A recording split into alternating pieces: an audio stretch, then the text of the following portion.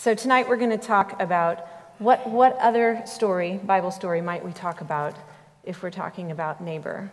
We're going to talk about the Good Samaritan, of course. So there's a guy who takes a trip from Jerusalem to Jericho, right? And along the way he gets mugged, violently mugged, like in today's terms we'd say he's shot and left for dead, kind of mugged.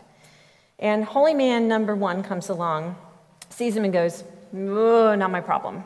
And he passes on the other side of the road and leaves the poor guy for dead. Holy man number two comes along and says, "I can't get involved," and also leaves him for dead. Then along comes the pariah of religious society. In modern terms, we might say he's an atheist, or a socialist, or even a member of ISIS.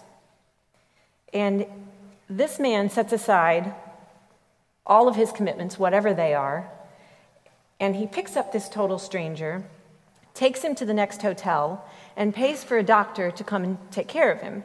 And he leaves his credit card number to make sure any further expenses are covered. The point being, which one of these guys would you say acted like a neighbor? This is a familiar story, and as so many of Jesus' stories did, it came from a conflict. In this case, it was a scholar of the law, but people were always quarreling with Jesus in the Gospels. Have you noticed that? It seems like it's always happening. This guy, this scholar of the law, comes to Jesus and says, "I want to make sure you actually know what you are talking about. So I'm just going to ask you, what does it take for me to get to heaven?" Now Jesus, being Jesus, doesn't take the bait. He's a model for all mothers and fathers down through the ages. He's like, "I'm not doing your homework for you. You tell me the answer." And so the guy does, and of course he knows the answer. "You shall love the Lord your God with all your heart, all your soul, all your mind, all your strength, and love your neighbor as yourself." Great. Jesus says, okay, moving on. But this guy is not ready to move on.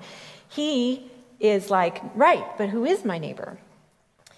Now, here's the thing to remember, that the whole of the Jewish law was really intended to lay out what it means to love your neighbor. All of those regulations were set about in order to try to create a just society.